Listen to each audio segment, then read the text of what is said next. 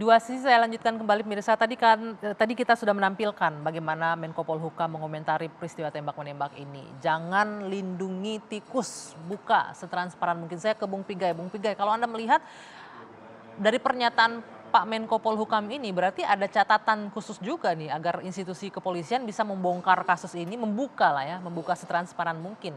Ada istilah analogi tikus di sini, maksudnya apa kalau kita menangkap dari situ? Jadi gini, kalau kita mau ingin lihat kasus yang terjadi ini, beda dengan yang biasa.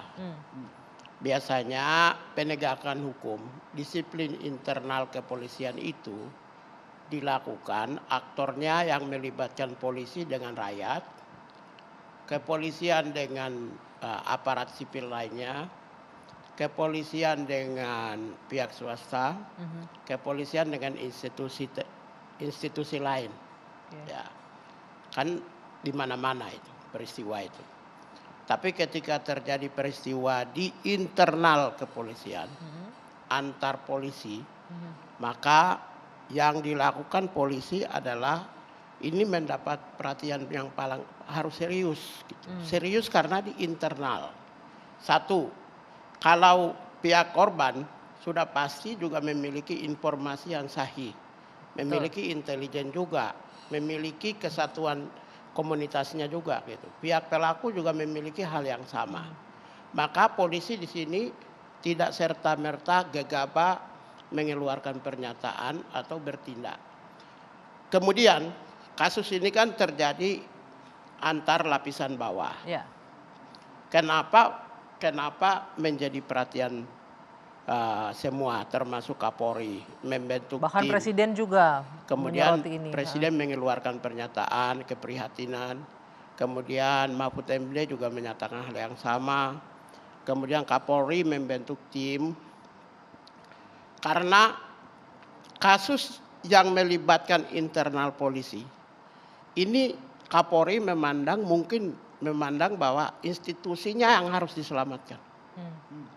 Kalau melibatkan polisi dengan rakyat biasanya berat sebelah.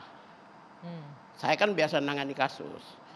Melibatkan institusi lain berat sebelah, mereka melindungi. Kalau melibatkan misalnya pihak swasta berat sebelah. Kalau ini tidak bisa berat sebelah. Karena yang pelaku maupun juga korban sama-sama internal. Karena itu saya bisa memaklumi kalau Kadif Humas mengeluarkan pernyataan terlebih dahulu, bisa memaklumi, melokalisir, supaya gerakan media sosial ini tidak menimbulkan amarah yang begitu luar biasa.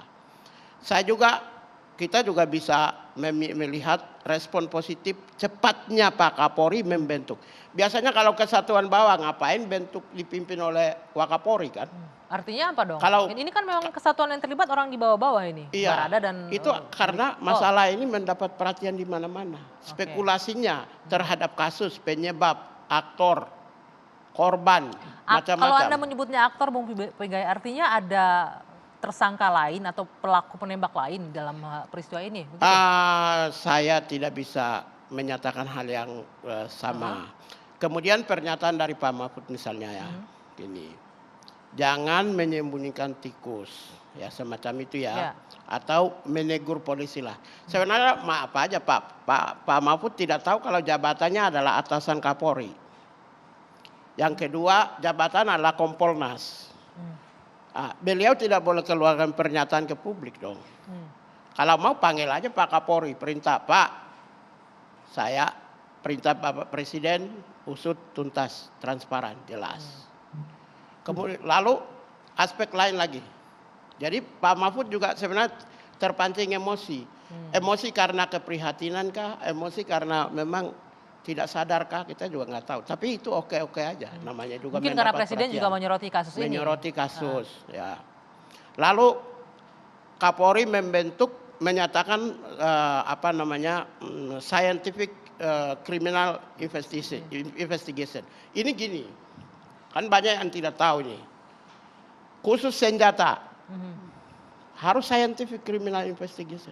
Senjata ini dari mana, pakai apa, pelurunya dari mana, Harus scientific. Nah, ini mumpung Itu yang sudah pertama. disebutkan Yang ya, kedua, mumpung sudah disebutkan saya ingatkan sedikit. Yang beredar di media saat ini adalah senjata yang digunakan oleh Baradae ini jenisnya adalah Glock.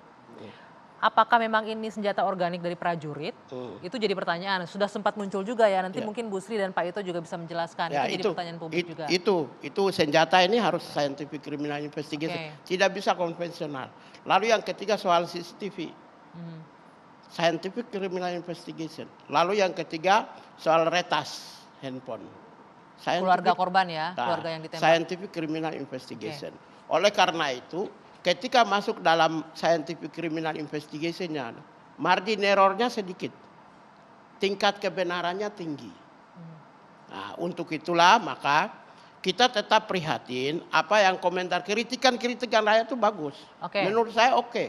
Karena kita mau ingin hal yang sama tidak boleh terjadi lagi pada masa yang akan datang. Sebentar.